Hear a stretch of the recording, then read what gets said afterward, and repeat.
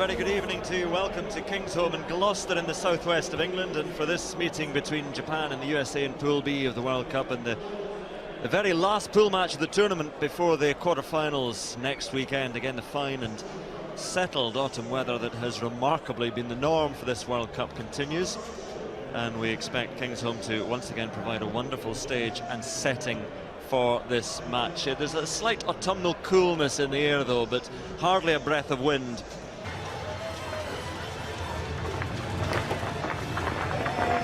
So United States and Japan ready to take to the field at Kingsholm in Gloucester in southwest England. And once again, this one of the smallest venues in this World Cup, but certainly one of the noisiest.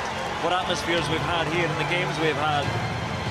Great fixtures and potentially another great meeting to end all the pool matches here in the World Cup. No place in the quarterfinals, no place in the knockout stages up for grabs for Japan or for the United States.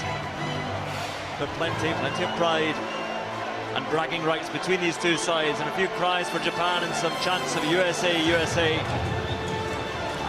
Promises to be an intriguing and closely fought encounter.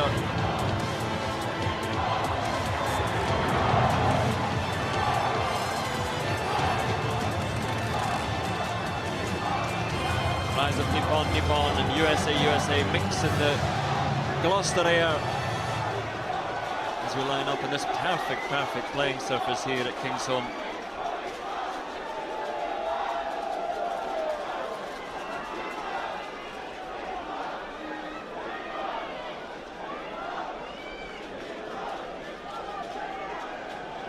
And for the final pool match in the World Cup, ladies and gentlemen, please rise for the national anthem of Japan, and first the United States of America, supported by the choir factor.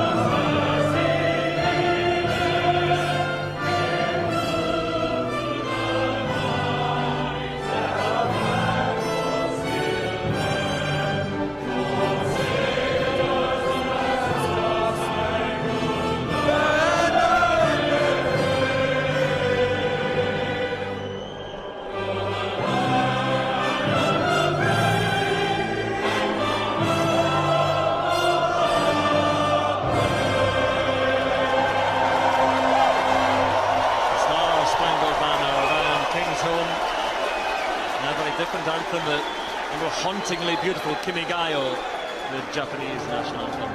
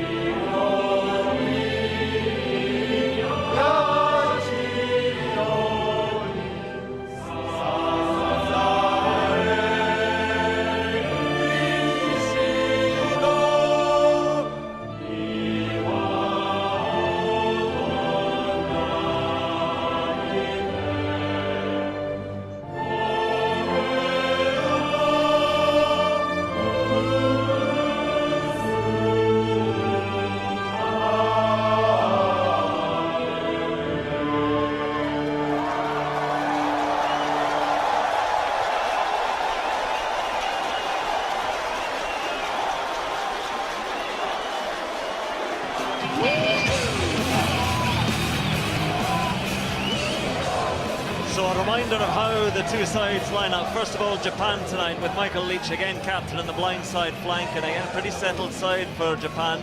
Not far off their full strength team. Look out for the fullback, of course, Ayumu Goromaru, who will Take over as many points as he can. Very controlling fullback, as is Chris Wiles, the captain for the United States. All these changes that have been made, 13 changes in total from that heavy loss to South Africa. Mcginty and Petrie, though, an experienced half-back combination, and Samu Manoa, the number 8, will be hard running throughout the evening. And on the bench tonight for the United States and Japan, see Hesketh for Japan, who scored that also important winning try against South Africa 3 weeks ago.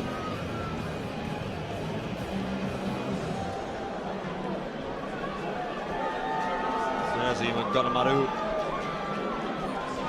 one of many experienced players in this Japanese lineup. There are a lot of caps in this lineup.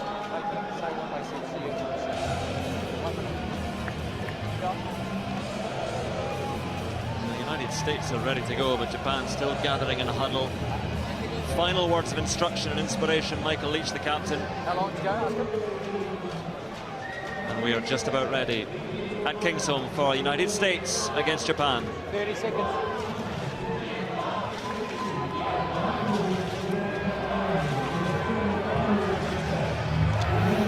There's Glenn Jackson, the referee. It's a pretty useful former player, not in the too distant past either. New Zealander, did a bit of rugby at Saracens in England, former fullback at fly half. So again, perfect playing conditions.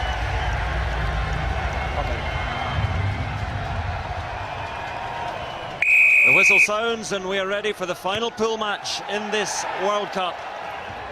And Japan, well, it's a bit of a mistake at the start, and Zach Test, the winger, gets his hands on it.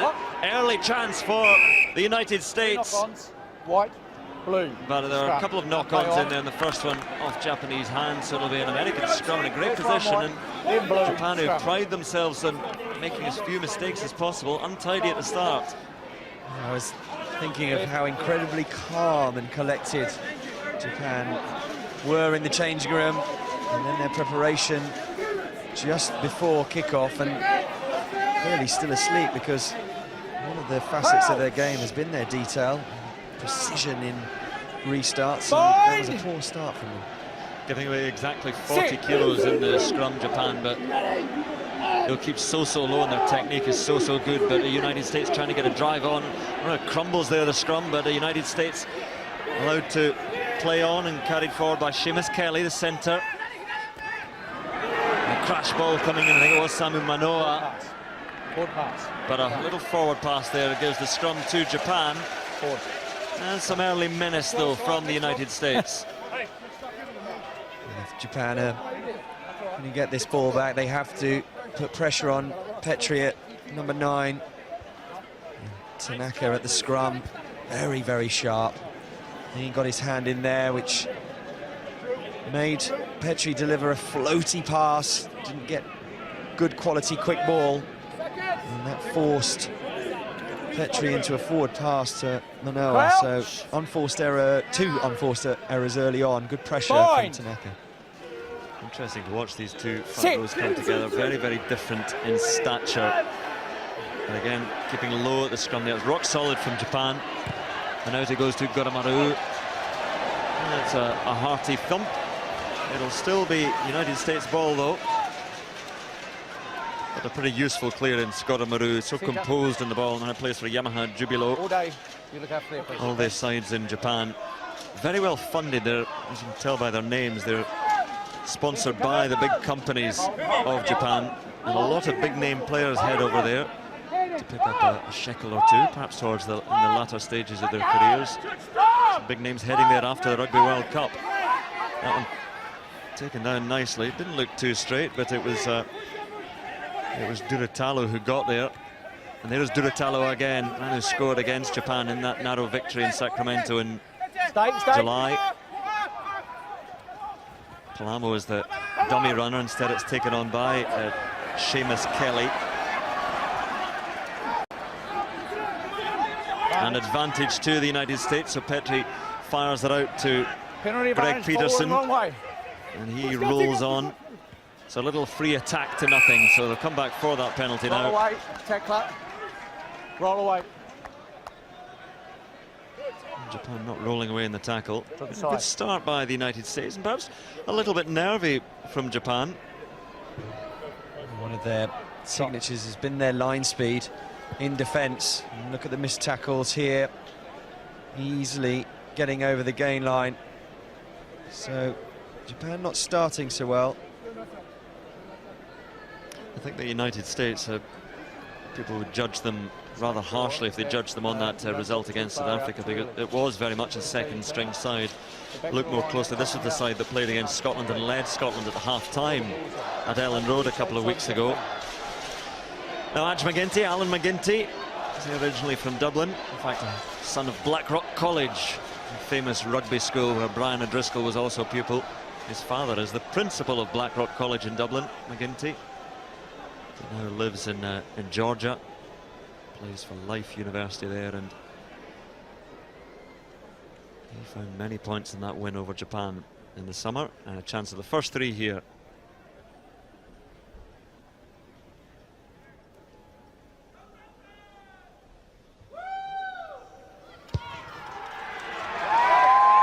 Well, the one lone voice in the crowd didn't unsettle Mcginty, and the United States leads. 4.5 minutes gone, and deserve 3 points for their early pressure. A very good start. One area that they will be looking to improve on is their line out. It is the worst in the competition, only winning 74% of their own ball, and a good start for the US. Well, the restart from the Japanese fly half Koseono, tremendous height on it, but taken down safely enough by the United States. Just being held at the back there. Cal McFarland has his hands on it. In fact, it's Sammy Manoa at the base of things. Back it comes now to Peterson. Bearded second row. And Wiles gives it on to Mcginty. Good length on that one. But cantering across to Stay here, stay, Red. secure it. And a little bit of a fumble from Wiles, but went backwards and he gathered it anyway. And Japan thinking about the quick take, but then thinking better of it. USA again, far too easy over the gain line. It just seems Japan are not out of the traps yet. This is a winged centre, the Australian former rugby league player, and there's Leach. Side. A chance for Japan to break on it. Ono goes through the fly half, little chip through for the chasing wing. And Fujita, can he get there? Fujita might bounce for him. Looking for support now. Test takes him down, but he gets it on. Holani is there for Japan, the number 8. Japan suddenly menacing, USA offside. So advantage to Japan, but they have support. Good hands, and it's going to be a try. And it is a try for Matsushima. And Kingsholm comes to life. Finished by the winger, but almost every player in the side had their say. What do I know? Lulling us into a false sense of security. Wonderful break from Ono. And then it's just the patience. Really good miss pass. Very nice bounce. Terrific hands. Oh, a beautiful finish. The precision, the running lines. Now they're out of the traps. Matsushima had a yellow card in the defeat against Scotland. But here, Leach is down, he's struggling, the captain. There's some great hands in that move as well, though, as you were pointing out there. The tackles were committed by America, but wasn't any panic from Japan. Draw the man, give the ball, score the try. He doesn't look happy, but lots and lots of runners, multiple runners, and the width that Tanaka gives from scrum half confused the US defence. Oh, it's a super break. Goromaru is right up there in the scoring stakes in the World Cup. 45 points he scored. Greg Laidlaw leads the way. I think he's a dozen ahead.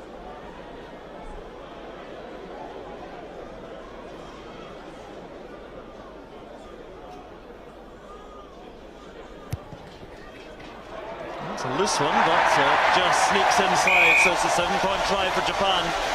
And they lead by 4. Great response after that early pressure from the United States. There's the bounce. Wonderful hands. And from the hooker as well, as you should expect. They're front. Good hands across the side. That was Hariya, the hooker, with the final pass to Matsushima. Oh, rather drunken-looking restart taken in by Luke Thompson. Here's Leach. Seems to be fine. Good hands as well from their New Zealand-born second row. Luke Thompson there. Perfect, play on. To his eyes, the second row, but Japan again stringing together a few phases here. Good play, just beginning to build a bit more continuity.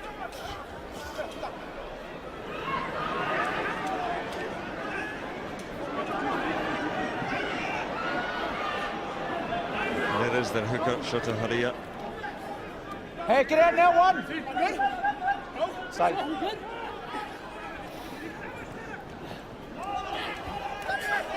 Leave it, 3, Coming lost. in from the blue shirts. Pressure on Japan. They have the ball, but they're going backwards at the moment. Leave it, 4. Scrum half Tanaka Use it. gets them going down the blind side. Carried in by Luke Thompson. Stay on here, boys. Use it. Hands up. Well, you see, we were checking there. It was Simon Manoa coming in asking the question of Blaine Jackson. Reckon Palamo been penalised as well.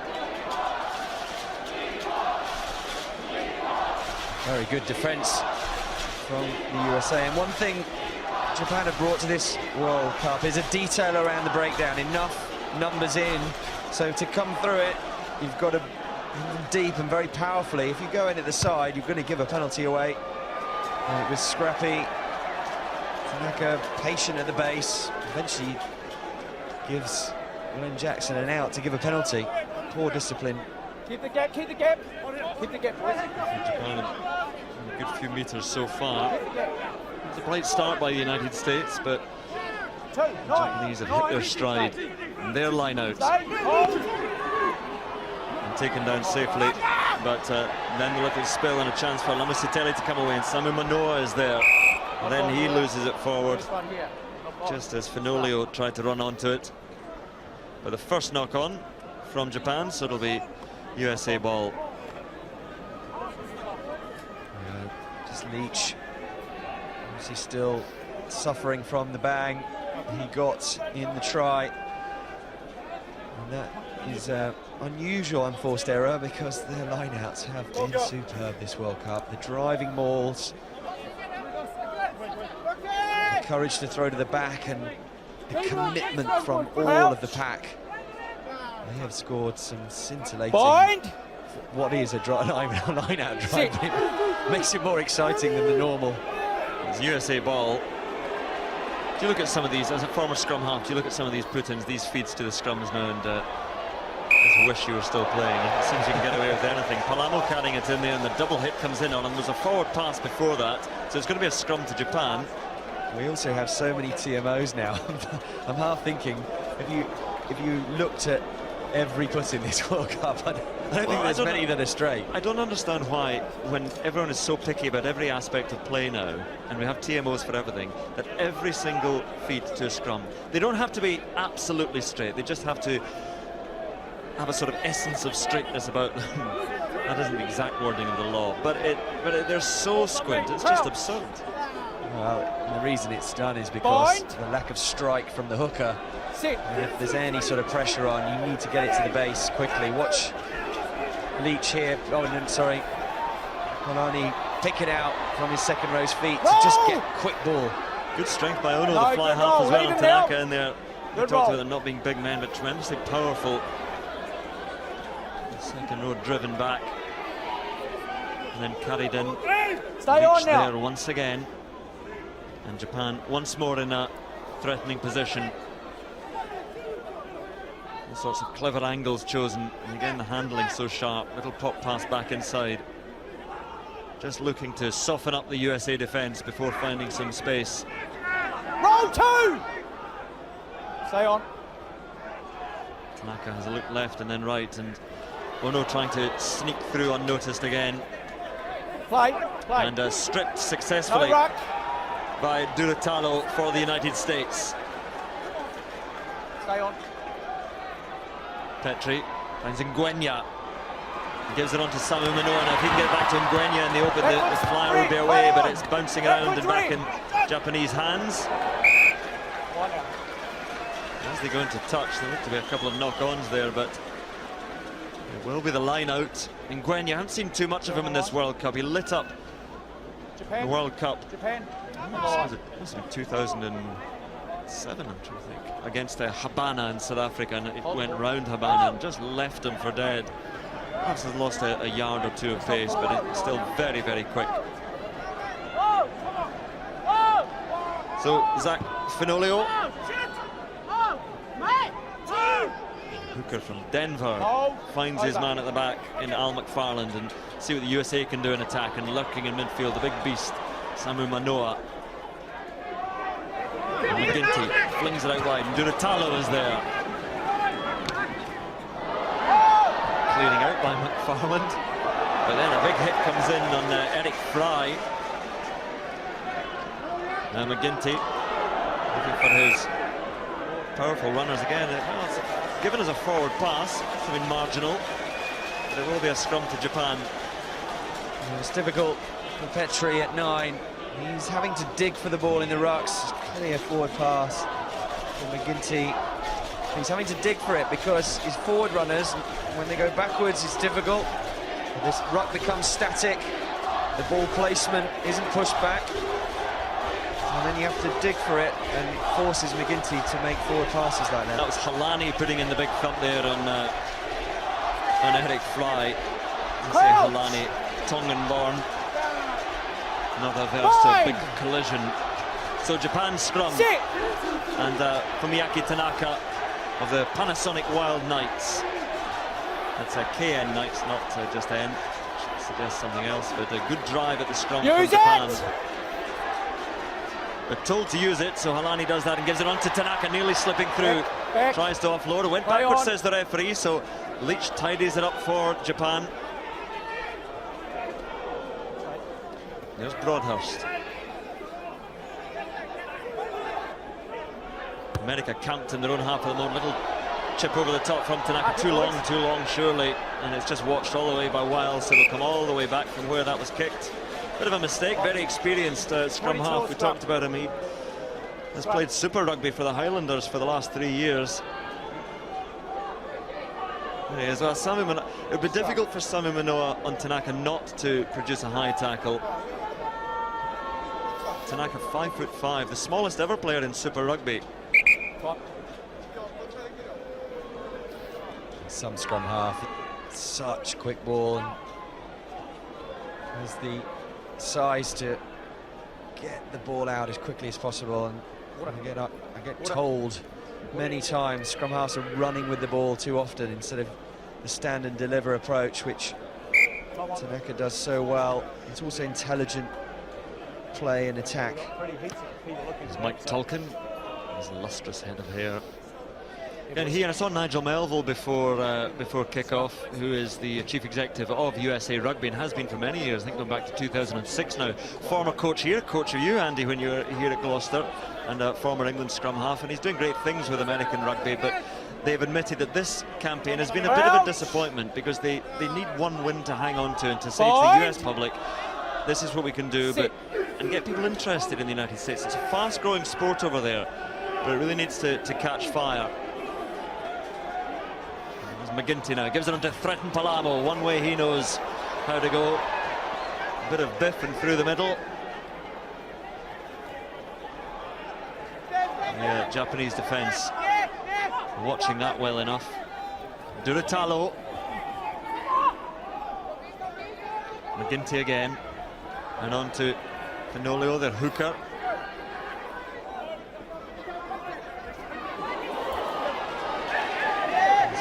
Tackle release, 5! From the second row. Hayden Smith took the hit. It's a penalty to the United States, though. Release. Not releasing in the tackle. Once the tackle is made, have to then release. And Justin Ice contesting the ball, saying to Glenn Jackson he didn't hear the referee's call, but the right decision. He's part of the tackle. They do hunt well in defence. There he is. There's your old boss, Andy, Nigel Melville. Very good scrum half he was, and a very successful coach with Gloucester, with Wasps, and went over to the United States. Would dearly love to see the United States get a win from this World Cup. Again, the American public deal only in success.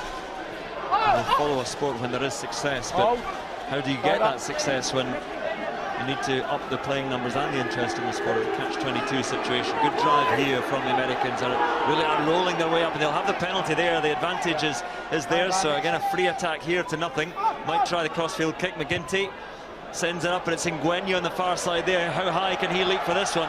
He gets it back, nearly works for the United States, but with the little knock on, they'll come back. So often the option, the penalty advantage, so try a sort of 50-50 ball for Nguyen to use his spring heels. And he nearly achieved it. A little tap down to Wiles. Just a bit too fired in his breadbasket. He couldn't take it, but he was a foot race away in the corner. That's a big decision with a penalty, a very, very kickable one. And the decision, I've talked a lot about decisions made by captains, whether to take points at this World Cup, and the decision is they believe that from the line out they can perhaps drive this one over. Discipline, boys, discipline. Another big one yesterday with Wales not going for the corner. Australia down to 13 men. Arguably should have taken the points. So Finoli is to the front. And, has that gone forward? Yes, it has. A little mistake from the United States. Or a little mistake, big mistake.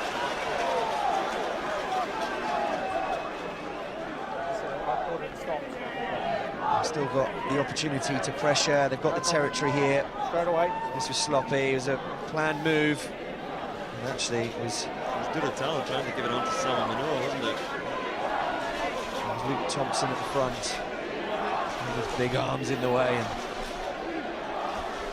And as you said, though, they can still pressurise this scrum. Although the Japanese scrum, you get some idea of their efficiency in that even up against South Africa, they stood pretty firm.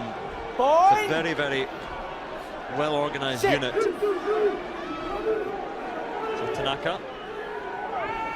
9. There's at least a sign of a hook there from the hooker. The scrum's gone down, but the referee might just say, let's play this. Use it, he says.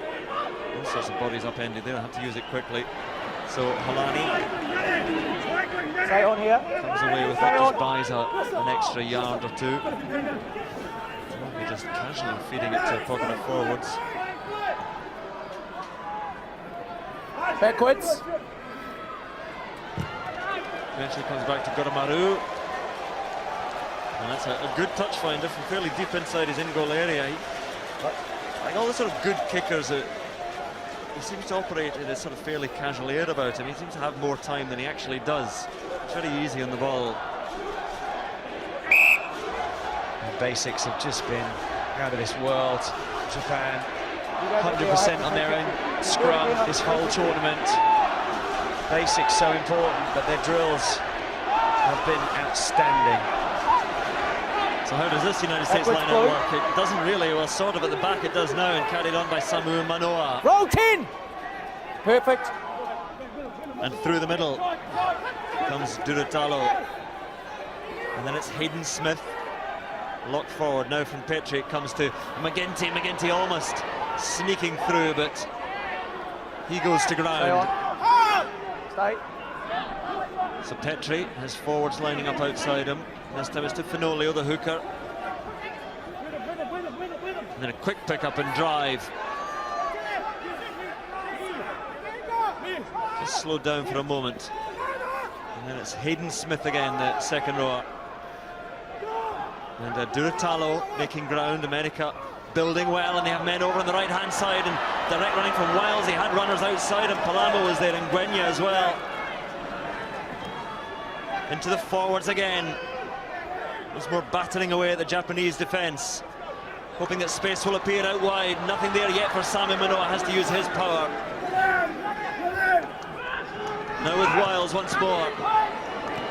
It's Seamus Kelly in support, but still there for the United States. Good Japanese defence, but a lot of hard work being done by the United States. Durutalo now picked up by Samu Manoa, and they're getting closer, the United States. 14 phases, edging closer to that try line.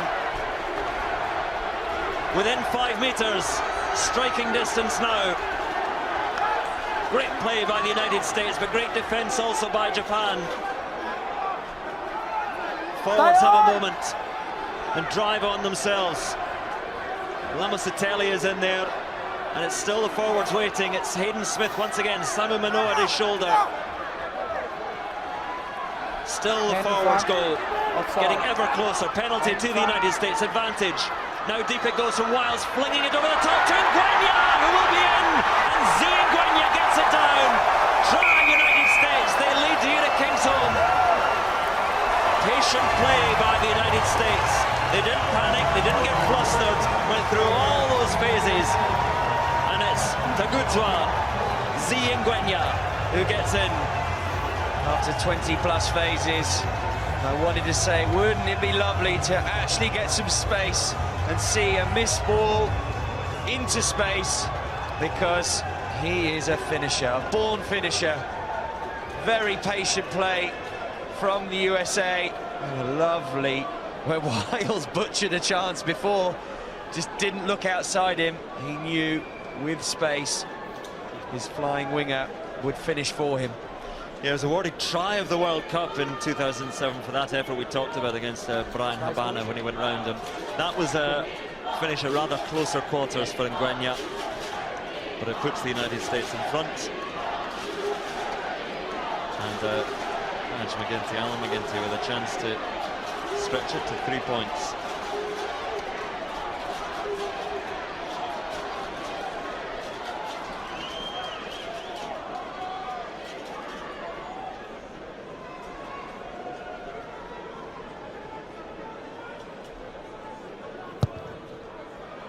Well, difficult one for a right-footed kicker, and leaves it out there.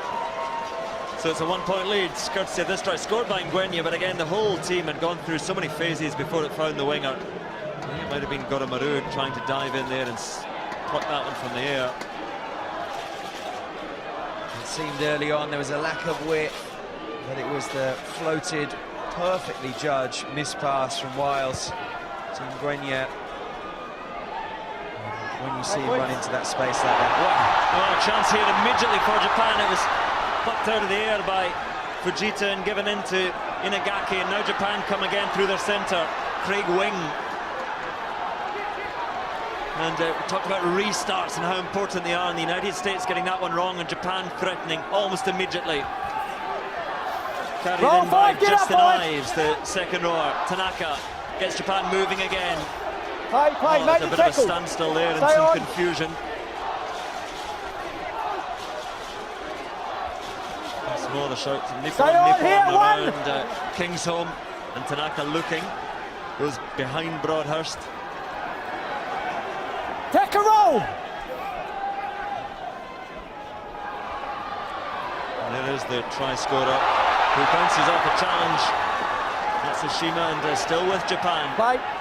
Now there's Broadhurst, the open side flanker. Roll. So it's Japan up to within 5 metres. Leach spins.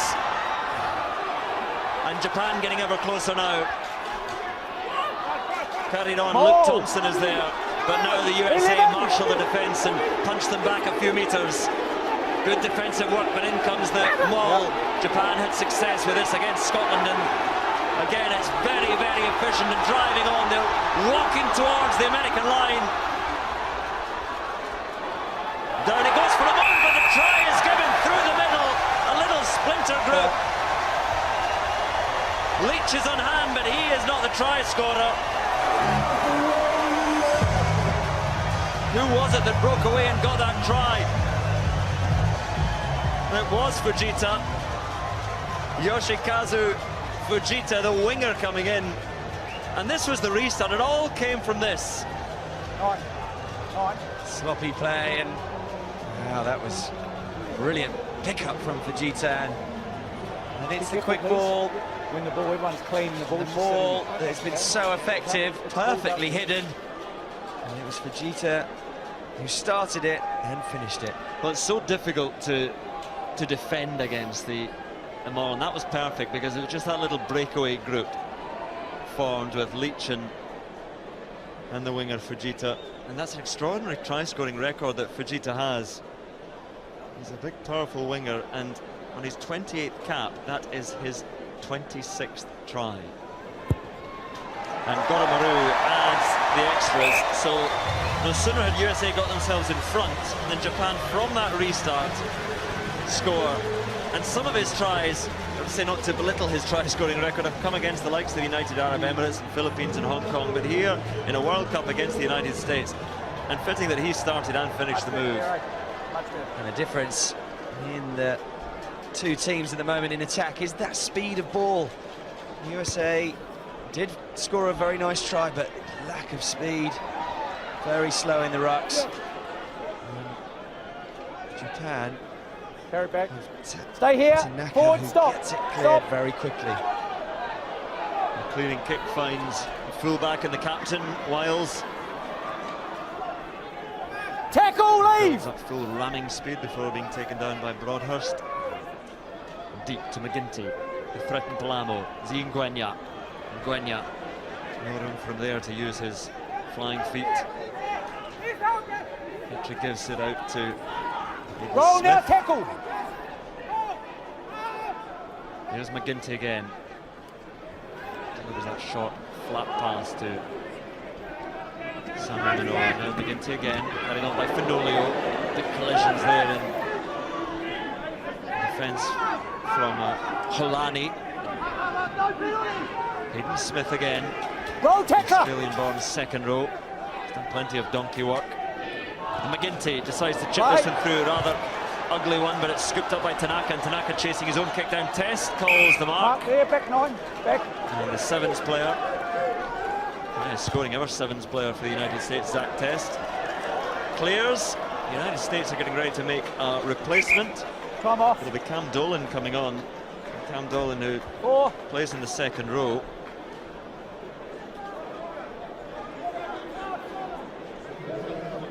And he's coming on for, we talked about the amount of work that Hayden Smith had been doing. Well, Smith must be carrying an injury. He wouldn't make a replacement. I haven't seen Hayden Smith's been very busy around the park. But Cam Dolan is on. Yeah, I won't penalise you. A strange time after half an hour for a replacement to happen. Must be an injury involved. Hold, over. I confirm it is an injury. Didn't look the straightest lineup, but it's fine, says the referee, as Japan come again, and Craig Wing is there in midfield. Strong work by Inagaki, loose head prop. And Tanaka gives it to Leach. And the advantage for Japan as well. So penalty coming for them. Play advantage. Tanaka to Ono. Ono. Still Japanese advantage. And then as the USA strip it and steal it, they will come back for that penalty. Offside, 5. It was offside, United States. And the man infringing was Greg Peterson. So it should be a proper goal for Goromaru. Shot. It's beautiful to watch Japan in full flight. The confidence that they have. I mean, it was Holani at the line-out that delivered the scrum half pass.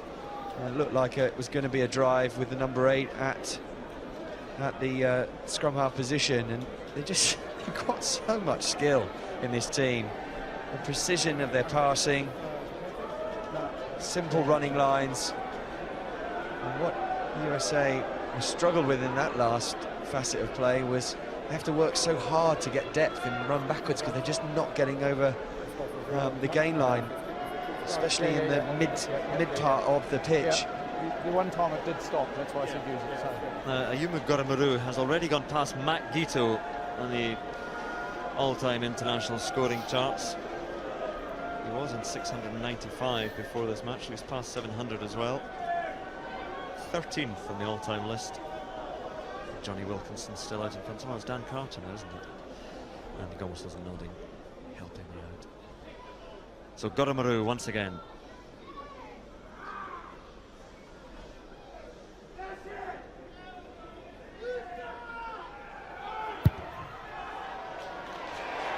Well, Goramu did not listen to one clown who shouted "miss it," and the otherwise silent King's Home, and Japan's lead is extended. 7 minutes to go in this first half. Beautiful strike as well, you could hear it.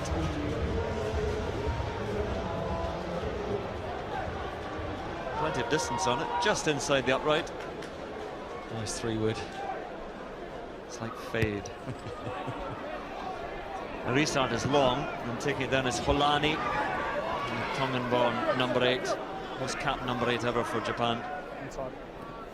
He was a youngster to Japan to study and stayed. Wiles watching this all the way, might take a quick one. Much better. Superb distance.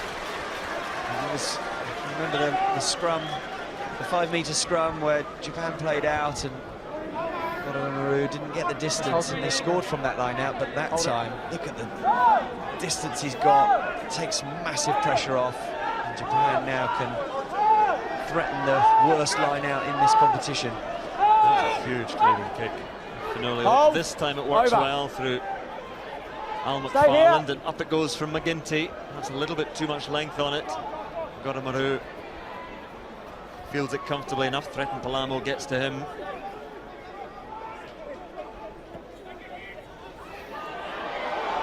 Good work by the second row for Japan, Luke Thompson. I'm happy, arriving player. Referee says he's happy with that stripping by the United States.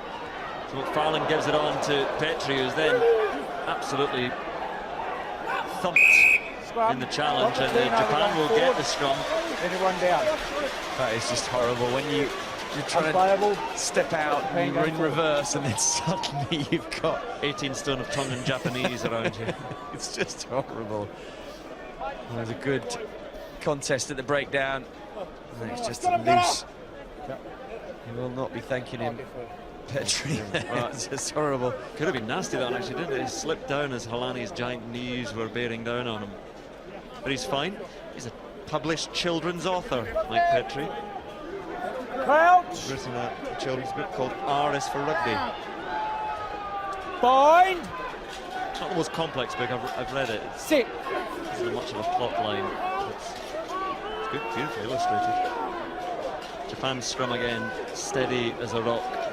In fact, just got a bit of a nudge on there before it went down in the front row.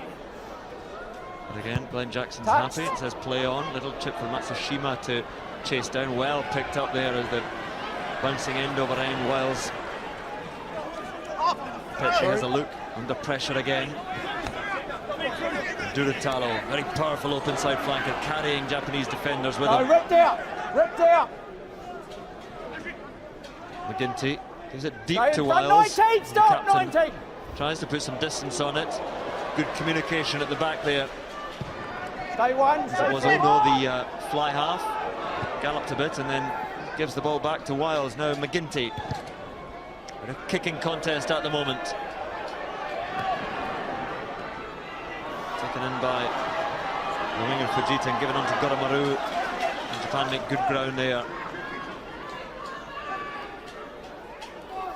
Luke Thompson did his bit again in the second row.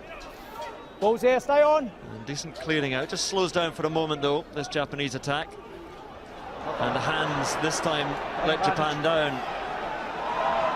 And it's picked up by Duratalo. It's flung so deep, they almost give up all that ground that they've made, the United States, and it's kicked through. Nicely directed, but Leach is there.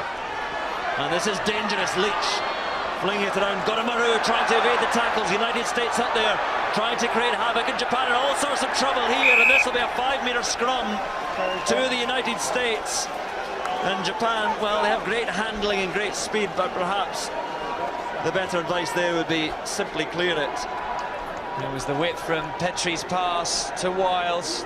Not a lot on, so just put the testing grubber through and make them play from deep. But you have to chase well. And it was a good tackle from Test. And they will, with not long till half-time, just to convert this pressure into some sort of points. We'll give them the confidence and we can work on speed of ball at half-time. Yes, big moments here. Just over 2 minutes to go in this first half. What a chance for the United States. 9 points adrift at the moment. Both scrums have been buckling in the front row so far. And Japan get the squeeze on there, and down goes the front row. What's the decision from Glenn Jackson? We'll just do it again. Stay down.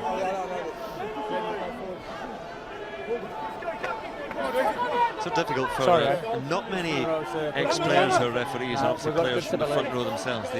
They're not so nimble on their feet and able to get around. So difficult one for a former fly-half fullback to read. And they do a great deal of studying. When he played fly-half, and I had a couple of games with him, he did referee the scrums back then. So he knows what he's talking about, and he's a fantastic communicator. So Glenn Jackson on that far side now, and Petrie gets ready to feed. The USA want this to stay up. They want to try and drive it on, but Japan are working hard here. USA under pressure, so Samu Manoa picks it up and drives on himself. Good work by the big number 8. USA look to be a little bit underpowered in the scrum, but they still have a chance here. Fierce Japanese defending on Peterson. The lock forward tries to get it to ground. The USA have to get this back, and they may have lost it. They have.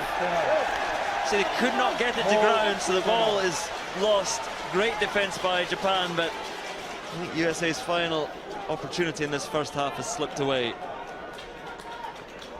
Japan's defense has been courageous. They throw numbers into the breakdown and clog it up. Petrie having to dig for it, and then consequently they lose momentum and the speed of the ball carry.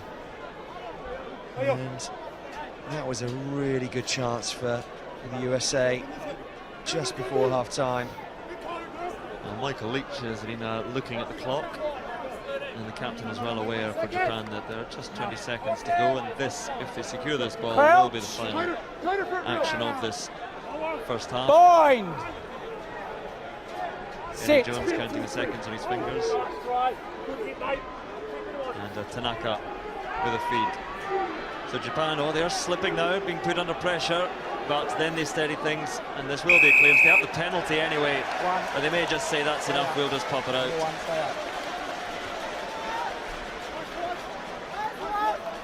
Timely scrum.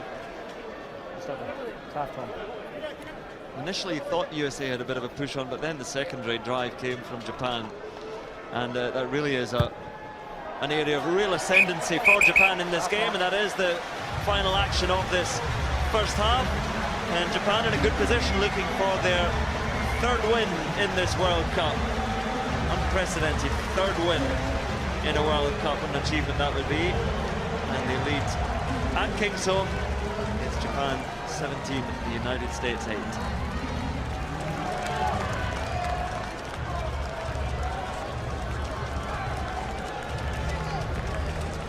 A couple of tries to 1, Japan lead there. Matsushima gave them the lead with that early try. Fujita as well crossing the other winger. That was after Z and Gwenya had gone over for the United States. But you can't argue about the scoreline. A fair reflection of play. Japan just look a little bit more polished in attack. And again, in the United States, a few of the players are amateur players still, semi-professional at best. And Japan with that 9-point advantage. And deservedly so. So plenty for the spectators of both sides to think about, but it's Japan in front at the break here at Kingsholm.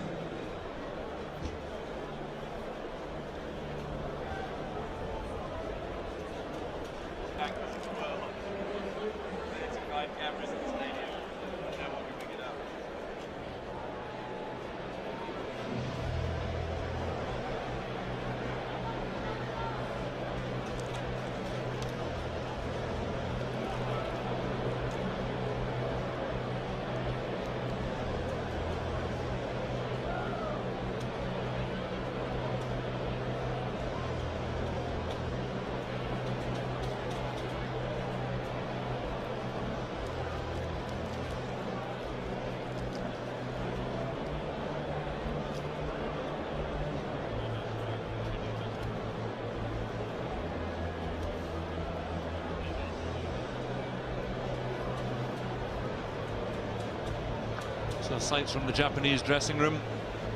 I think they'll be quite pleased with how things have gone so far. After a slightly nervy start, they come back into the game and taking control.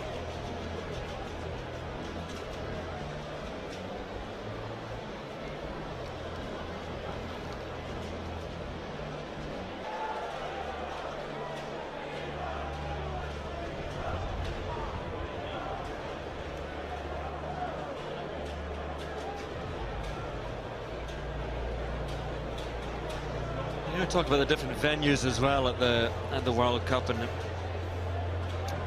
how good they have been, and how well put on the World Cup has been. I was looking back at the 1999 World Cup and some of the attendance figures in 1999. I remember there was 15,000 watching a game at Murrayfield. There's a game at Hampden watched by two games in Scotland watched by 7,000 people. Every single stadium has been near enough a sellout for every game, and that reflects so well on the organisation of it, but also how well the British, the English public has taken to it, and the travelling support as well. But whether it's been the Olympic Stadium or the Millennium Stadium or Wembley or Twickenham, the great, huge venues, or here or down at Sandy Park in Exeter, the smaller venues, every single one has brought something very different, great colour to the tournament. We're actually taken aback by the support. Lots of people travelling from all over the world. Friends of mine spent fortunes travelling from Australia to watch an England win. Let's just pause for a man in a vest in the crowd. Always good to see a man in a vest watching a game of rugby, sipping a beer. Hardy soul. It's quite cool tonight, actually. Autumn is coming, the easterly wind coming in, and cats and hats. Impressive beards abound at Kingsholm. This is, they do want to stress it, that we do want United States to come on in terms of interest in rugby. It is growing so quickly, in particular in high school in America. It's a growing sport. But again, we need something to latch on to if it's to break into American football and basketball and baseball and hockey. Traditionally, there's a big four. Soccer is making big grounds. Football, as we call it, is making big grounds. Every sort of costume is here tonight. Andy Gomersall's winning almost exactly the same thing alongside me. I wish I had the beard. Anyway, Japan back onto the Kingsholm pitch. And again, looking for their third win at this World Cup, which would round off a superb effort. Only one win before against Zimbabwe back in 87 was. But looking for their third win of this World Cup alone. And Japan in the red and white, the home of the Cherry and Whites, Gloucester. And they do have most of the support here. And we are just about ready for the second half here. There's a change made by Japan. They've brought on Manaki Mafi, who's a devastating runner. And number 18 as well, there you can see Kensuke Hatakeyama, the prop. So he goes into the front row. Mafi will go on in the back row. Notice that Japan had 6 forwards in their replacements, 2 backs, and they're set for the second half.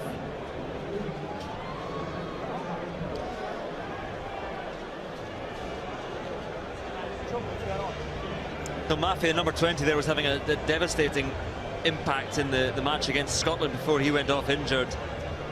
And so they'll release him in the second, only giving him a half of rugby here. I'm not sure he's still fully fit, but even just a little bit off his full fitness, he will do plenty of galloping into the American defence.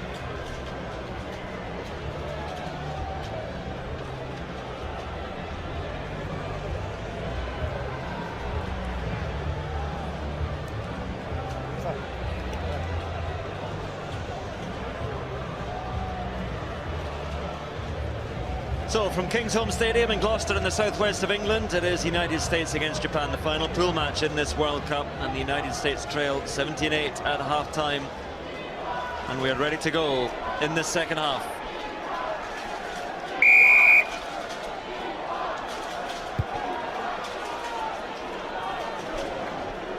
Taken in by Wiles for the United States. Can they recover and scramble their way back into this game in this second half?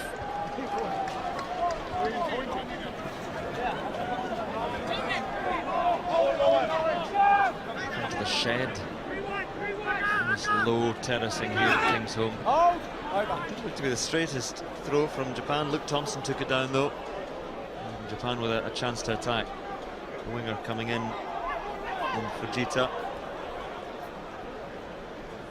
Tanaka gives it on to Leach, dips that shoulder and drives on. Tanaka once again skipping around, and Ono. Now the advantage there for Japan. They may have strayed offside. Penalty advantage. Still advantage. Strong work by Tatekawa. No, outside tackle only, so still playing advantage. Still with Japan. And still their advantage, and Leach held there, but Stay on. all the while playing advantage. So a crossfield kick, and it might work well for Matsushima, but it goes to Gwenyi instead, so the whistle will sound Offside. and back it will come. It was that offside infringement. And the man offside, I think it might have been Zach Finolio, the hooker. What impresses me is the lines of running Just wait there. from Japan. Slight There were confusion. 2 offsides there, and there's quite a few in the first half. Has his Got to change. footwork to get himself out of trouble, but you can't help but think it's the massive influence of Eddie Jones and the style in which he brings the lines of running. When there's slow ball, he has unbelievable coaching skills with the lines, and these guys run hard and straight, but they also run across the defenders. Rather than running out, they run against them. So Goromaru is going to kick for goal. It's interesting doing an overall count on points. So this will take, if this goes over, this will take the total points scored at this World Cup to over 2,000 points. I'm doing the math, so this is for the 40th game. So it's 50 points a game? Is it 50? Offside. It is, if my maths is right. It seems quite high, 50 points a game. Well, before this game, the USA conceded 43 on average. So here Goromaru, the start of the second half to extend Japan's lead. As if in prayer.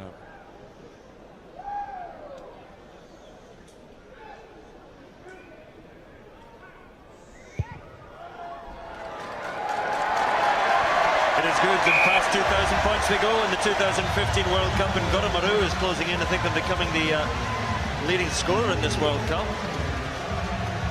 I have passed that, in fact. I'll delve into my record books here. I have the stats close at hand. Anyway, Japan lead 20 points to 8, and that's a big lead for the USA to try and overcome, and at the moment they don't look as if they have that in them, the United States.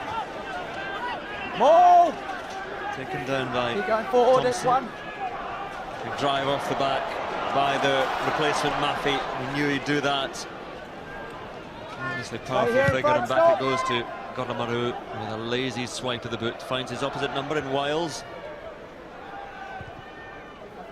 And Wiles thinks he sees a little bit of space over there, and left initially.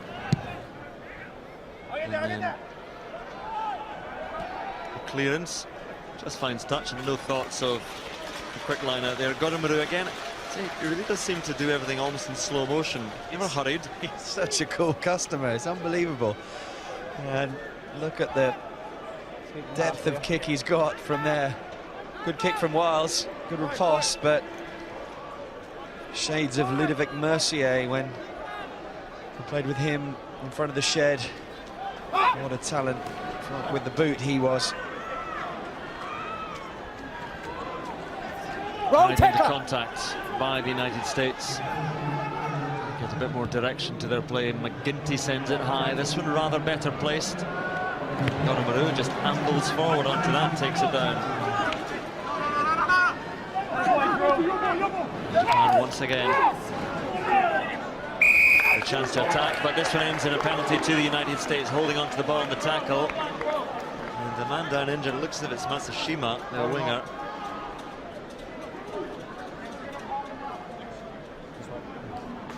Back in the land of the living, clutching his shoulder. Come off. In such a good position to contest. Can you just move it inside, please? No Japan players to support to clean him out.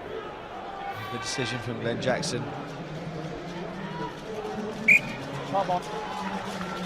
South African-born Matsushima. Played age group rugby in South Africa. Firm part of this Japanese setup now in the USA. It's a good touch finder. We'll give them the line out. Only 10 metres or so out from the Japanese line. But the line out has to start functioning. Finolio goes to the middle and Peterson taken down well. Over. And can the USA find this driving ball? Samu Manoa has it at the back. That's 1-9. Durutalo's in there as well, just crabbing infield a bit at the moment. 9, use it now. I'm told to use it. Samu Manoa has it on his own, but he's punched back behind the gain line there. And the ball goes loose, diving upon it. Peterson getting down there. Picked up by Fry. And Eric Fry, the blonde prop, gets it laid back. Still with the forwards. Still not making too much ground. Stout defence by Japan. Stay on here. All slows down. Given behind the forwards to Mcginty. Mcginty trying to find Palamo, but lost forward. And Japan not too worried. They know the knock-on was there, and they have the scrum. Just not quite the same tidiness with the American attack as there has been with the Japanese. Yeah, it's down to the precision. Palamo just taking his eyes off the ball to check where the defender was to see if it was on. And poor timing of pass from Mcginty, but good setup in their set piece at the line out. It was Broadhurst really being a pain and stopping that, so Manoa had to split off. Crouch. As you say, Andre, it's the precision that's lacking in the Americans' game. With a scrum as well for Japan. No issue. We've had no issue in the first half. I was reasonably happy. They've got some class operators in there. You see the long hair of Inagaki on the loose head on the far side as you look at it there for Japan. Well, he played for Melbourne Rebels earlier this year, as did Shota Horia, the hooker. And Yamashita plays for Comelco Steelers. Crouch. Is very, very experienced and great technique. Fine. And they've looked utterly solid in the scrum so far, Japan.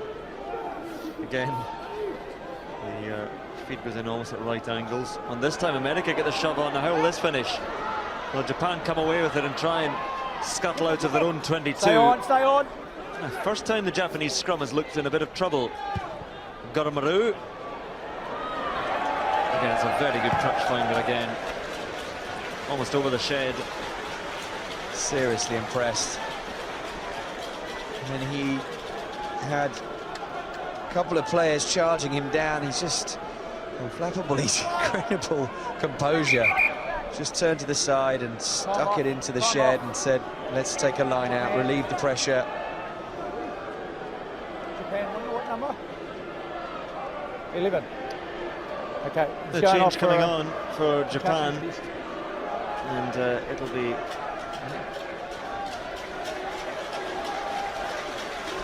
Come on. That's Hesketh coming on. Khan Hesketh.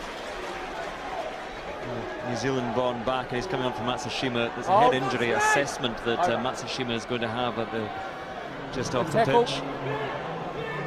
So he may be back on Matsushima.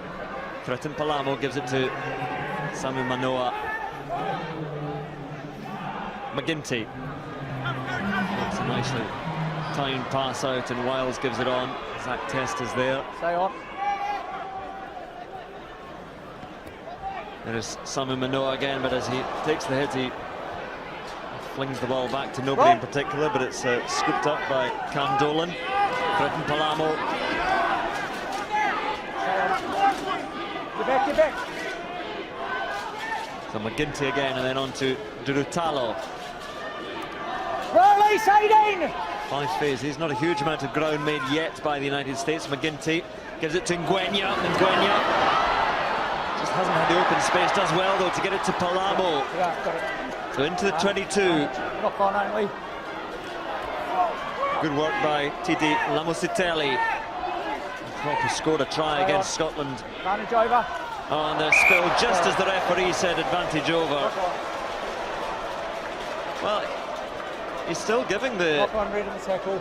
Well, he'd said advantage over I think I didn't than quite Jackson, but finish the he's sort of changed his mind just as Simon Manoa spilled it, because he's given the scrum to the United States for that earlier knock-on. No, I wanted to clear it. Sympathetic to It's back here. plight Yeah, of sorry, the back USA attack. Back a bit. Here, here's the mark. Again, it's Mcginty that creates the danger out in the wide channels, supported by Palamo. Well, there are a couple of players, Andy, in the United States side who are class operators. It's perhaps just not that consistency across the side. Threaten Palamo, who played for Saracens in England and now is playing for London Welsh on loan, always looks dangerous when he gets a good pass to run onto. So important to have a playmaking running 12. Keep still. You need to find a bond. Does provide the USA with that, but he needs to Just keep it still out there. really be Make more sure we keep it hungry still there. for the ball. And There's a lot of there's body language being used, sign language and gestures. Glenn Jackson, New Zealand referee, and the tight head for Japan, Yamashita, is making themselves understood, sort of. Sit! Zach Finolio chuckling away at it all, the American hooker. Good scrum under a bit of pressure for the United States, but Simon Manoa got it away to Mcginty, and then Mcginty coming in off the wing. And that's quicker ball for the United States to play with. They didn't get this out. Wiles finds his man. Zach Test is there, but very quickly 3 Japanese defenders all over him. Still there for Petri. Simon Manoa does his bit again. Then carried in by Lamusitelli. Mcginty, flatter ball to Tackle! blindside flanker McFarland. Mcginty. It's gone loose, and Fry went backwards, so the prop forward gathers it in, and there are men out wide if they can get it there. Just couldn't quite find the offloads, and a little knock forward spares Japan on this occasion. Better play from the United States, but Japanese defence up to it at the moment. so frustrating for Mike Tolkien. They have had some opportunities in the 22. I think it was Luke Thompson that got a hand in there. They have had the opportunities, but the difference in Tolkien's side over Jones's is taking those opportunities, precision in the red zone. So from inside the 22, putting the pressure on, patience in attack. The skill set just hasn't been there this evening for the USA. So Tanaka to feed the scrum. And it goes almost to the number 8. Picked up. Well, the number 8 is now the number 20, of course, and Maffey. Stay on now, Blue, stay on! Stay on.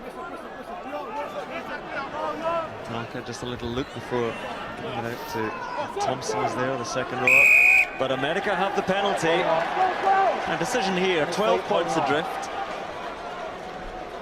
Immediately you can see a few players pointing to the corner, saying we fancy our chances here.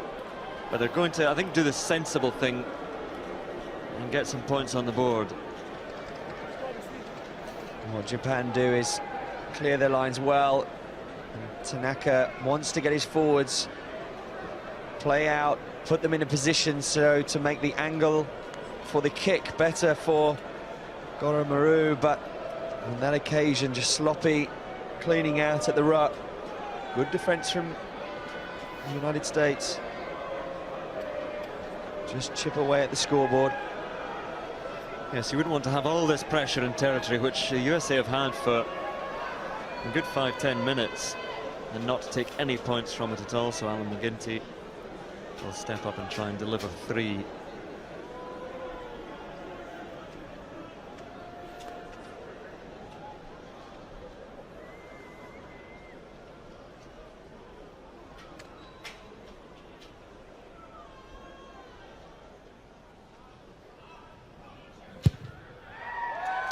Sweetly struck and through it goes. 15 minutes gone in the second half, and USA back within 9 points.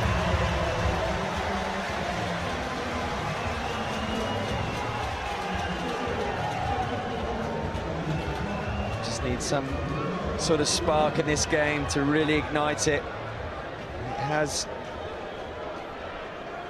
given us snippets of opportunity of a bucket full of tries, but both teams just in the last 5 minutes been very cautious.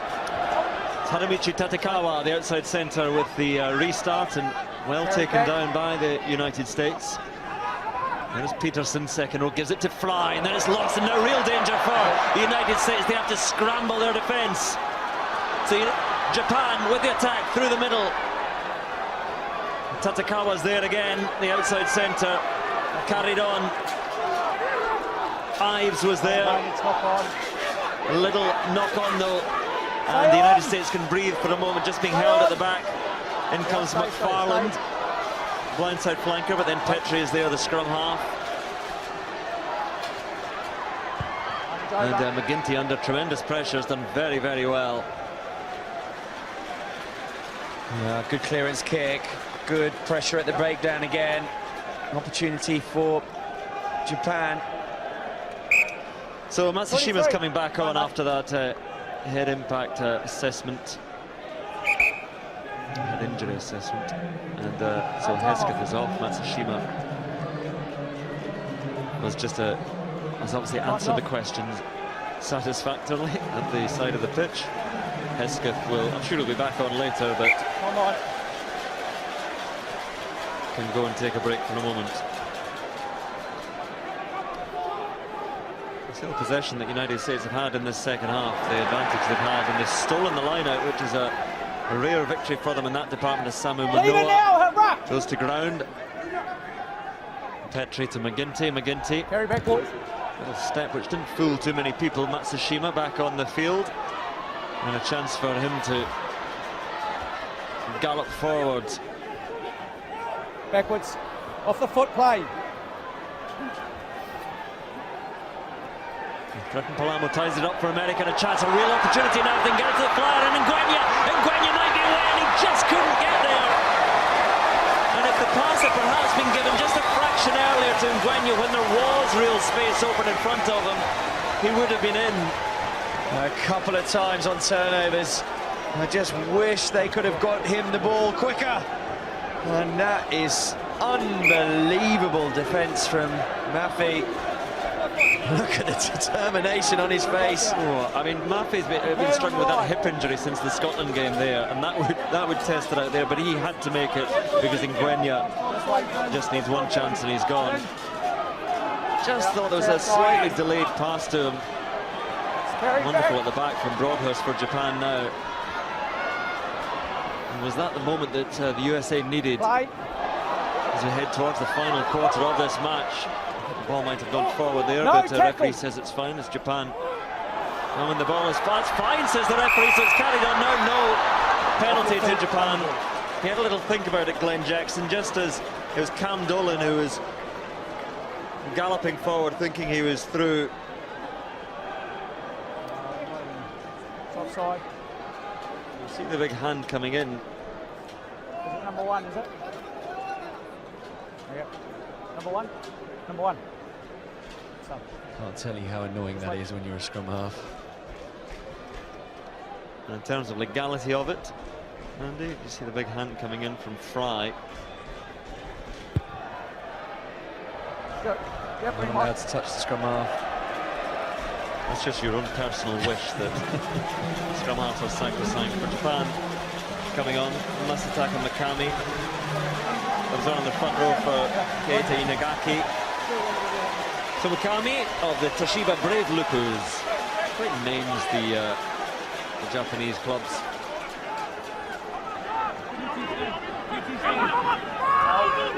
Real danger for Japan, but they seem to have ridden that particular danger, and Leach now gives it on, and good play again from the winger Fujita. And once more it's the American defence being tested, carried in there by Broadhurst. And Leach.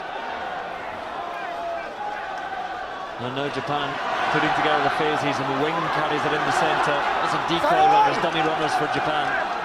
Hard to defend, and Leach again. USA having to shore up their defence. Tanaka looking for it, seeing what's available, both sides, but it's all to his right now. Still with Japan, and the ball rather loose, but picked up well. USA trying to hold him up in the tackle, but they'll come back. There's a penalty, and there's going to be a card here. And it's for Fry, the prop. Is off Eric Fry. And so the USA are going to be down to 14 men for the next 10 minutes, and their chances in this match are slipping away. Penalty, kicking the ball on the ground. Good refereeing, right decision. Oh, it's silly, silly, silly penalty to give away. Very obvious and right in front of the ref, Andy. Not on his feet, very cynical. And that might be the opportunity now. Japan to go for it. Really put this out of USA sights. They're going to go for the corner. Looks like they are. Well, looking to put the squeeze on the United States with them missing a rather hefty presence in the front row as well. So into the corner they go. Make sure they come down. As we head into the final quarter of this match. So secure the ball here at the line-out, and the USA defence will be sorely tested. Missing a man. Safely taken down. The USA initially choose not to engage, and then they rather miss their mark. Oh, it's going to be a try! It's so simple for Japan. And it looks like it's Mappy, the replacement, crashing on through. But the USA defence splintered and disappeared. And it was the replacement, number 8, Amanaki Mafi, who scores again, second try in this World Cup, and it came so easily. Shift drive, changed the point of attack, confused the USA, very smart tactics, and Mafi's just so powerful, he decides to splinter off from his advancing group of pack and players, and there he goes. Well, he scored against Scotland and then was injured, and that was here at Kingsholm, and he has scored again, Mafi, and Japan are moving away with this game now. The Yuma Goromaru, who's kicked 4 from 4, mentioned he's moved on to 705 points. Actually, the next man in his sights overall will be Gavin Hastings, great Scottish and Lions fullback. He's in 733. He's got a bit of a cushion at the moment, so I'm not sure Goromaru is going to find another 28 points tonight. But he may well find another 2 here.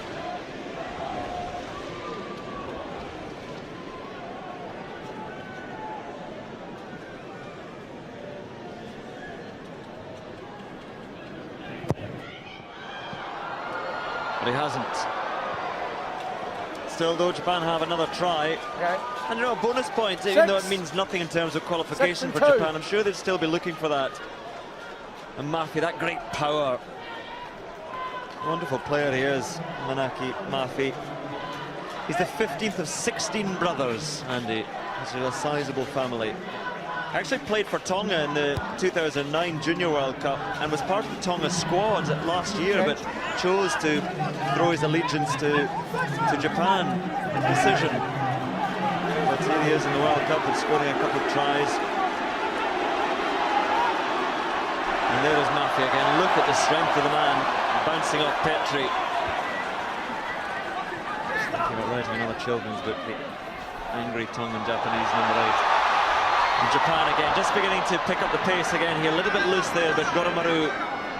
And sees a bit of space, and Goromaru so nearly through. Stay on, get back! And Japan looking to cut loose now, looking for that 4th try. And Leach, their captain. Lost! Leave it now! Still with Japan. A couple more changes are on the field. But Japan have replaced their scrum half, so Hiwasa is on. And the USA have made a couple of changes as well. As Justin Ives comes forward for Japan. We've got Danny Barrett is on in the back row. You see him there, long hair under the scrum cap. And they've replaced their hooker as well. Phil Teal is on. for Zach Fenolio.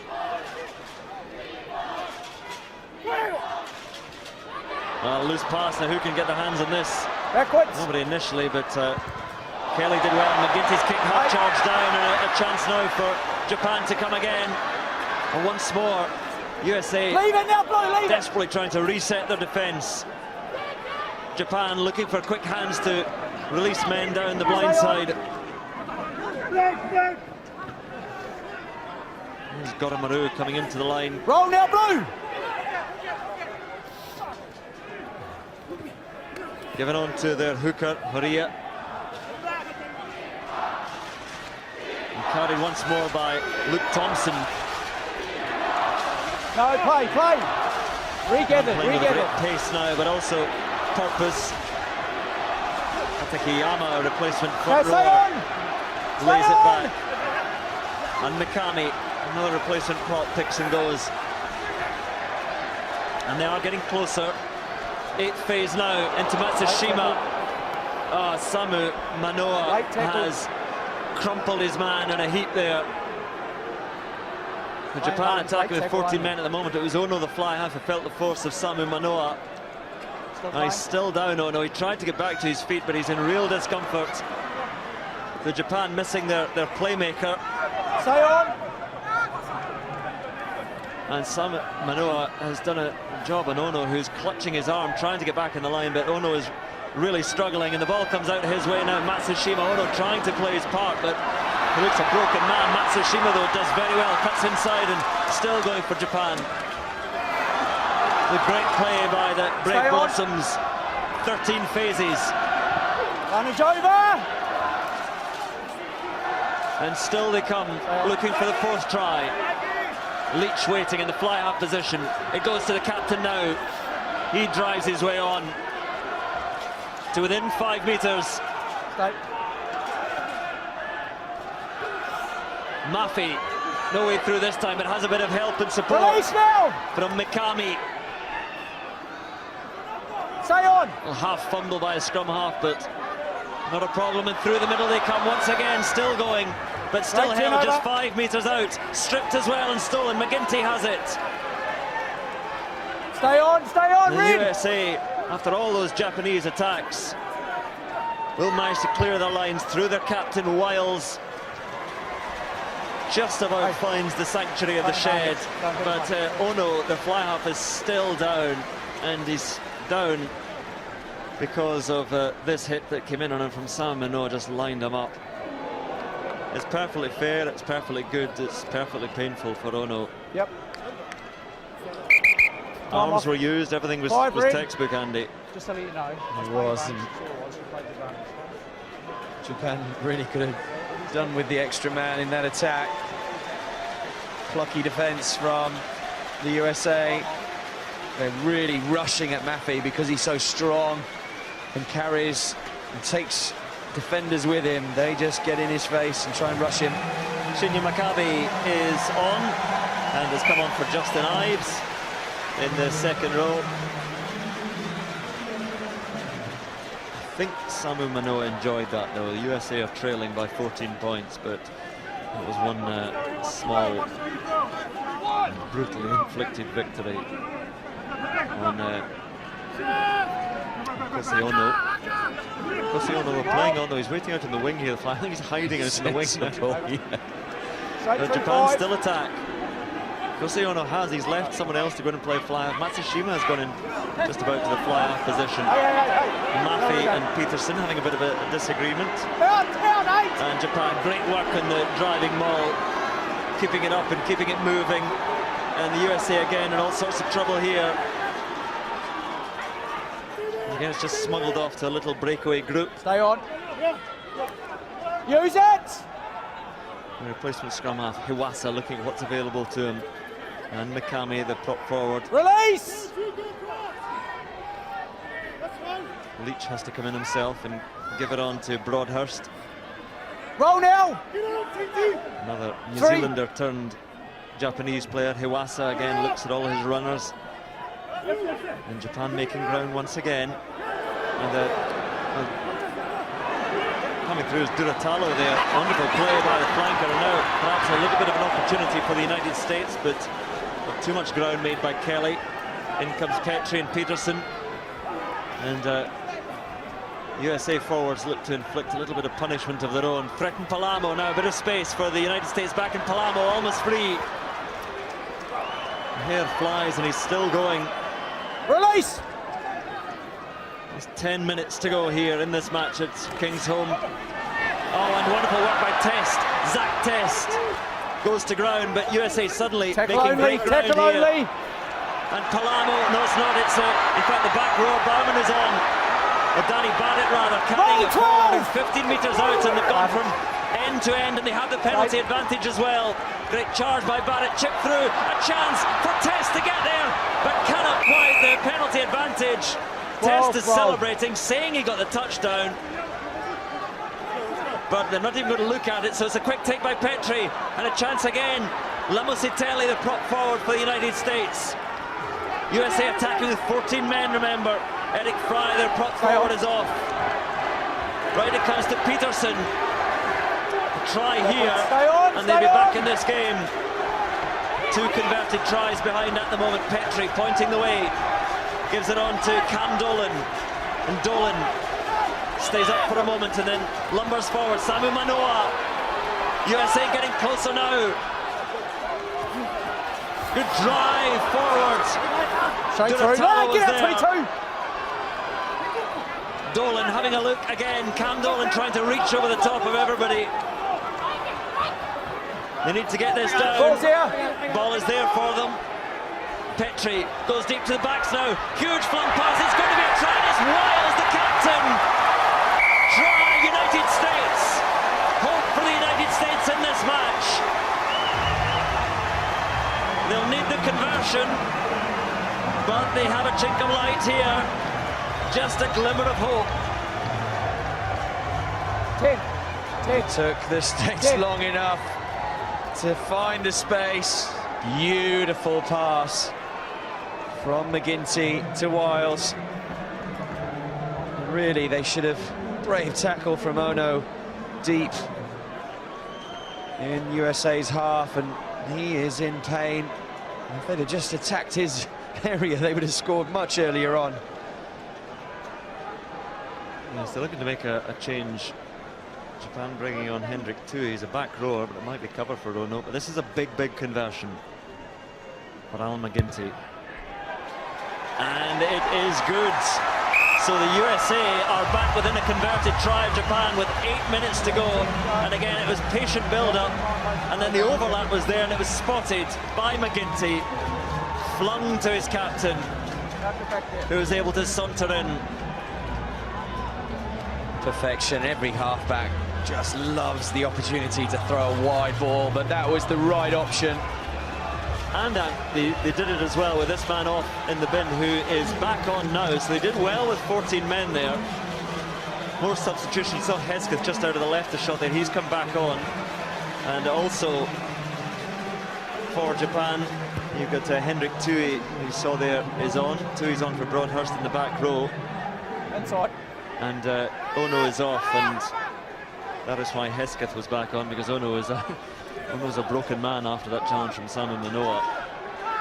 7 points in it. Stay on here, forward, The stop. United States will take huge encouragement from that last passage of play. They were up against it, and they really just rolled down the pitch because they were deep within their own 22, and Mike Tolkien, a few instructions to get down to his players, so to Eddie Jones. Blue line, Jaws, open up.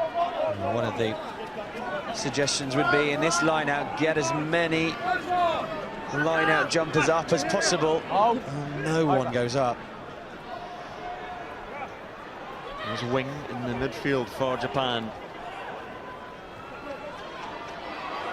Good strength through the midfield, keeping those legs pumping. There's Mafi, gives it on to replacement Hatakiyama. Stay on. Still with Japan. Leave it, rack. Hiwasa, the replacement scrum half, trying to dig it out of there. Gives it on to his second row, Shinya Makabe. Big hits coming in on Hendrik Tui. There's Maffei, and he's met by Simon Manoa. One out. They do play with a good deal of zip and pace, the Japanese. And wing, 7 phases. Ball, 13, get out.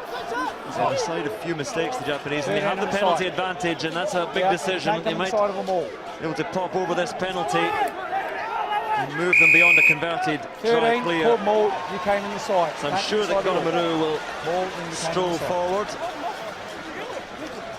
and take his shot at goal. USA coming in at the side, the infringement. Shot. Easy decision. Win the game first.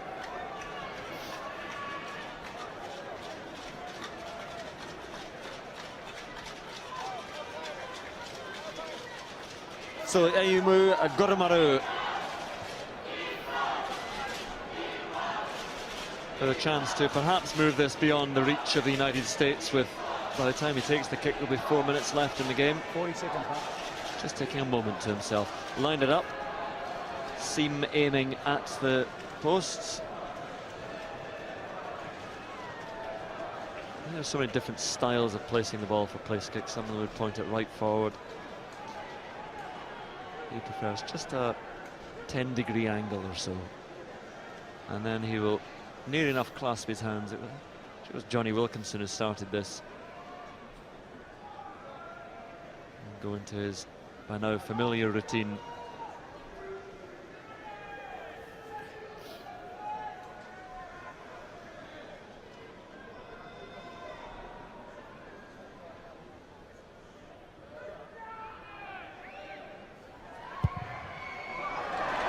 He's already picking up the tee. Always a sign from the kicker that they know it has been sweetly struck and through it goes. 4 minutes to go, and the lead is back to 10 points.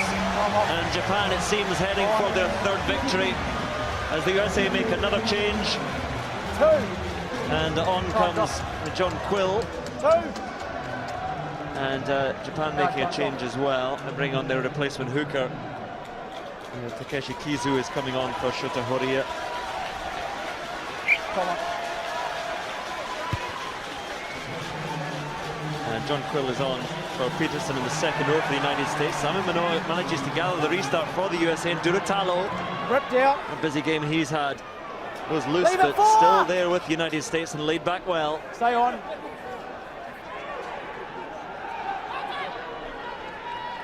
And straight into the action, John Quill. Man originally from Cork in Southwest Ireland. He plays back row, but into the 2nd row he's gone. Ngwenya, Matsushima well aware of his danger and got very quickly to him. Petri gives it on to Danny Barrett. Great 7s experience, Barrett. And Test, the winger, gives it to the prop, Fry. And he makes good ground. The time is running out for the United States, just over 2.5 minutes remaining. 10 points the difference. They need to score, and they need to score now. Threaten Palamo. In the outside centre, Seamus Kelly gives it on to Durutalo and Ngwenya. Threaten Palamo. Palamo decides to go himself, and huge collision as he charged into the replacement prop, Hatakiyama.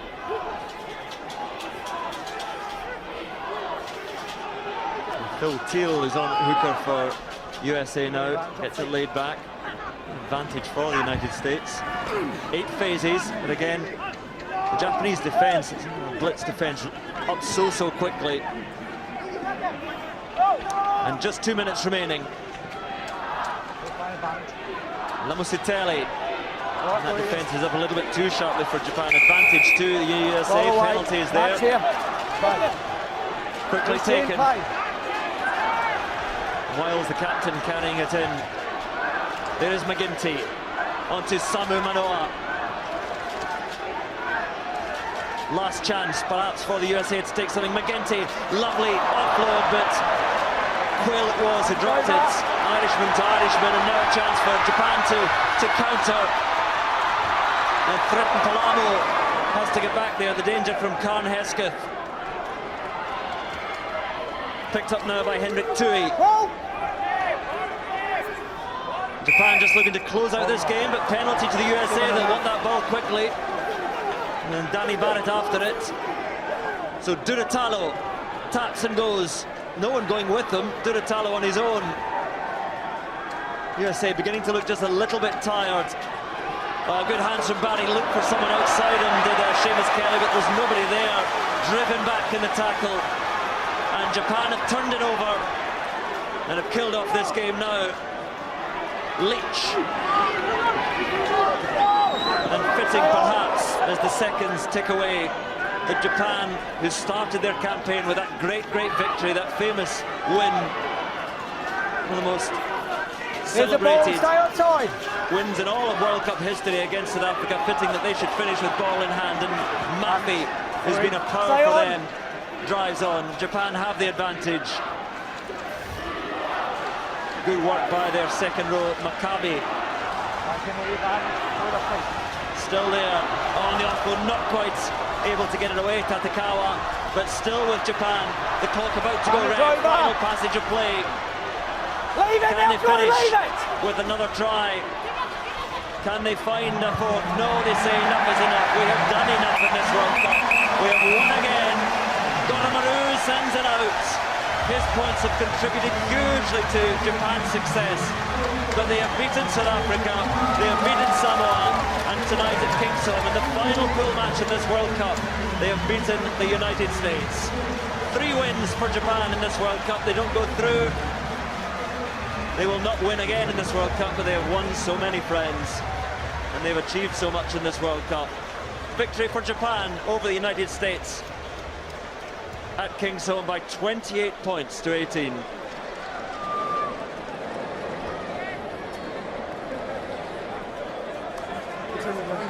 Now, Japan's achievements, Andy, have been superb at this World Cup, and they were deserved winners tonight. Absolutely. They have been a credit to their country, and hosting in 4 years' time, how good will they be? They'll look to keep hold of Eddie Jones for sure, and Steve Borthwick and all of the coaching panel. But they have some impressive talent. Tanaka and Goramaru. I even saw Horia doing a hitch kick on the wing. They just played with unbelievable confidence. What a pleasure. Scrum half Tanaka again, very lively. I wonder what the viewing figures are in Japan for this one. It'll probably touch 25 million again, which are extraordinary figures. Rugby really will take off, I'm sure, off the back of this, to an even greater degree in Japan because of the efforts, winning 3 games, beating South Africa, beating Samoa, big win over Samoa, and then seeing off the United States as well. Thank you, Eddie. Thank you, Eddie. Eddie Jones, a man with strong Japanese connections, his mother Japanese. And what, as you were talking about there, what you can see what great coaching does. Not just in Eddie Jones, but as you mentioned, Steve Borthwick, former England captain, second row, who has been instructing them in their forward play, and you can see their line out is rock solid, as you might expect with Borthwick coaching them. But a great performance, not just tonight, but throughout this World Cup from Japan. And perhaps there will be one rueful thing to look back on for them. It would be that defeat against Scotland in the 4-day turnaround they had between South Africa and Scotland. But USA couldn't quite produce a win tonight or in this tournament. Their captain Chris Wiles scored a try. Let's hear from him now. Chris, commiserations, another defeat today, but do we see glimpses of what the US can produce there? Yeah, I think so. I think we played well in patches, but that's kind of been the story of our World Cup. We've shown promise, but we haven't probably put in a full 80. But at the same time, credit to Japan. They've had a great World Cup. We were hoping to spoil their party, but they're a formidable team right now. It wasn't your best World Cup, we know that, but tell us about the potential that the US rugby has. Yeah, it's difficult because we talk about potential all the time, and I think it's about time we fulfilled that potential. But listen, I think we can come away with some of that good play throughout the World Cup. You know, the first half of Scotland, some of our play here against Japan, and hopefully build for the next 4 years. that old word consistency, isn't it? Yeah, you know, at this level you've got to be consistent. It's pretty obvious to say, but as I say, hopefully a big 4 years from us. Well, best of luck and good luck in the future. Thank you. Chris Wiles talking to our reporter Ollie Cox. A losing captain. For every loser there is a winner, and the Japanese captain is Michael Leach. Let's hear from him now. Congratulations, 3 wins from 4 games. A proud captain. Yeah, I'm very proud, and you know, today's game was probably definitely the hardest of the 4.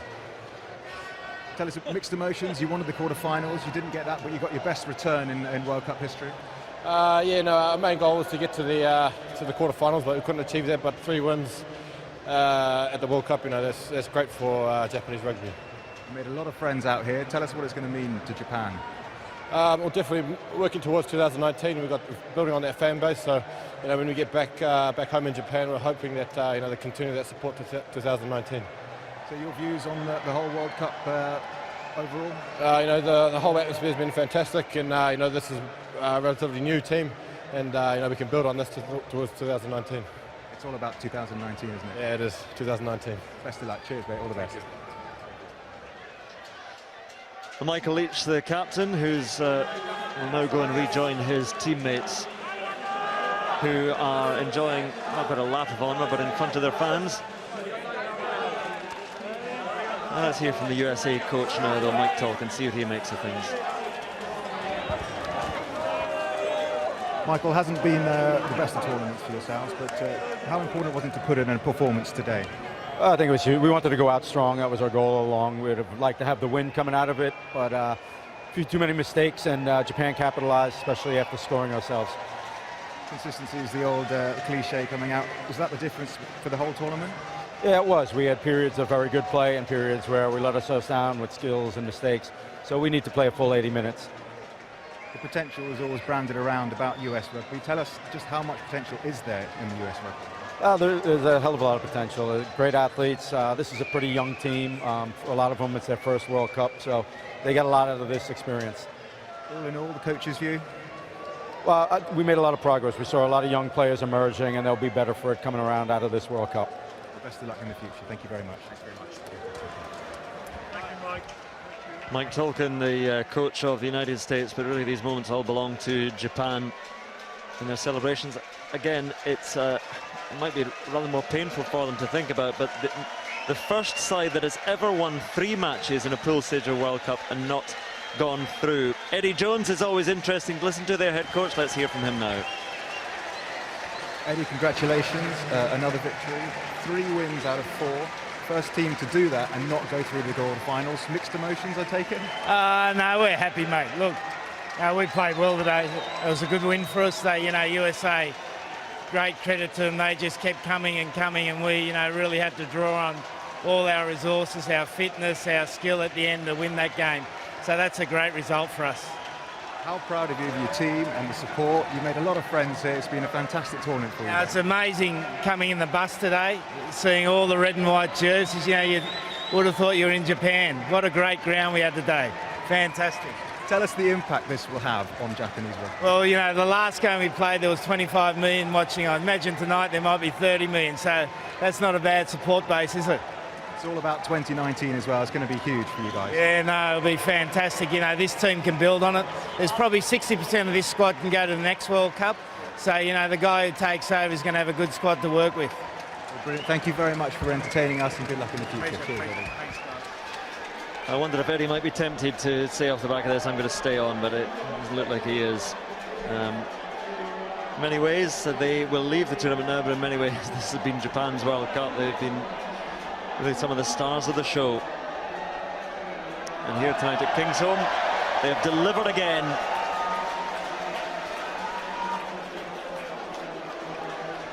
And as Eddie was talking about, all the fans who have come.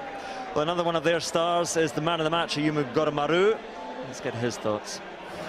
Ayumu Goromaru, you are the MasterCard man of the match. This is your second man of the match. This is getting very easy for you. 2回目ですけれども、どうですか、今回またマン・オブ・ザ・マッチ2回目もらって。このマン・オブ・ザ・マッチは本当にチームの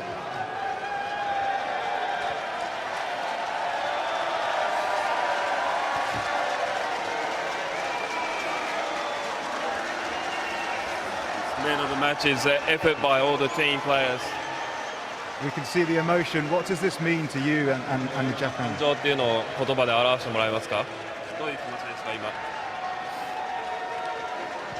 我々の目標は Well, you are our master.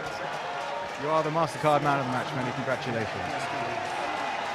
Just feel very unfortunate that we couldn't achieve quarterfinal, which was our ultimate target.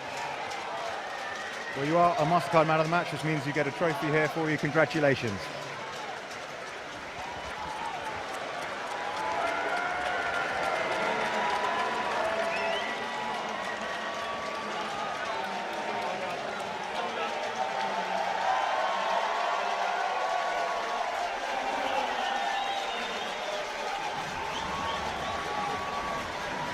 Well, sometimes words not necessary there from Ayumu Goromaru. You see the emotion of receiving the Man of the Match award and the achievement of all these Japanese players who enjoy their moment here at Kingsholm and have enjoyed all their moments of the World Cup. I say Eddie Jones, hugely popular, but he's ending his term as coach here. It is all over for Japan, but so many memories to take forward from this. They've achieved so much and entertained us so richly.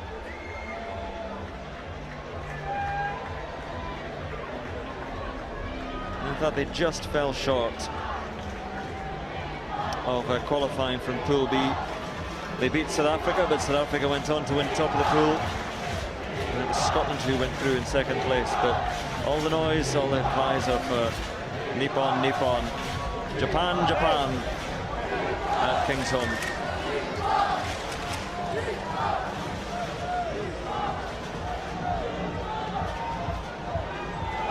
Great scenes, and as much as the scenes will be for the quarter-finalists at the Twickenham, at the Millennium Stadium in Cardiff, 70 and 80,000 seater stadiums, the World Cup is about this.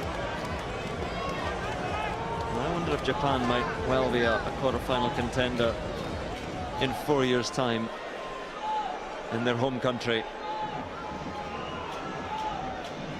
Japan 2019, what a tournament that will be, but what a tournament this has been as well for Japan.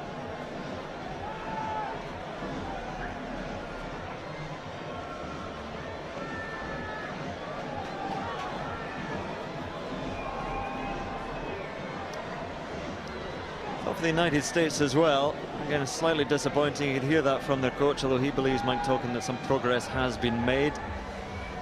These are perhaps the two countries with the biggest potential to develop because of the populations they have and the wealth they have in those two countries. The United States have a little bit further to go, I think, than Japan. It's a great setup and some great players who've done so well for them at this World Cup. It's 3 victories here in this World Cup. Japan winners tonight.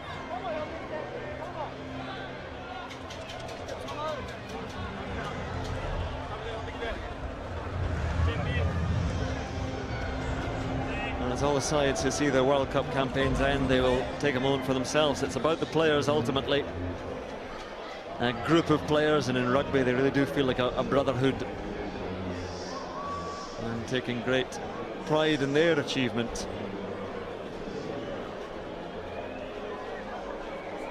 A formidable unit, as South Africa found out. And again, they led against Scotland as well for much of that game before they perhaps ran out of energy on tired legs with that 4-day turnaround after the victory over South Africa.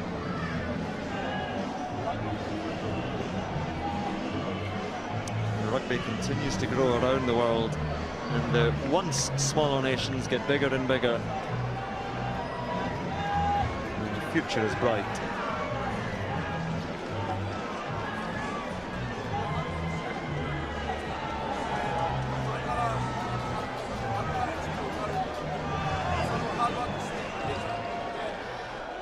Another great night of rugby in the World Cup ends, and this is how Pool B finished. We talked about South Africa after that defeat, that 2-point defeat to Japan, that cracking match in Brighton.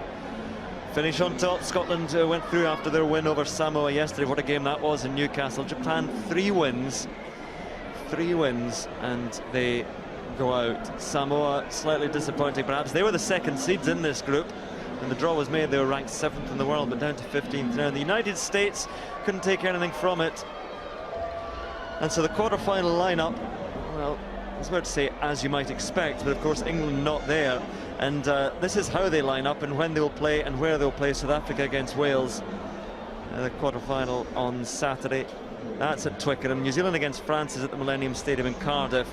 Then Ireland against Argentina is at the Millennium Stadium in Cardiff, and Australia against Scotland is at Twickenham. Ireland with that very impressive win over France earlier today, but suffered a few injuries as well. So a win at a cost, but well, no England in there. But the World Cup continues to deliver and will be hugely exciting over the next 3 weeks.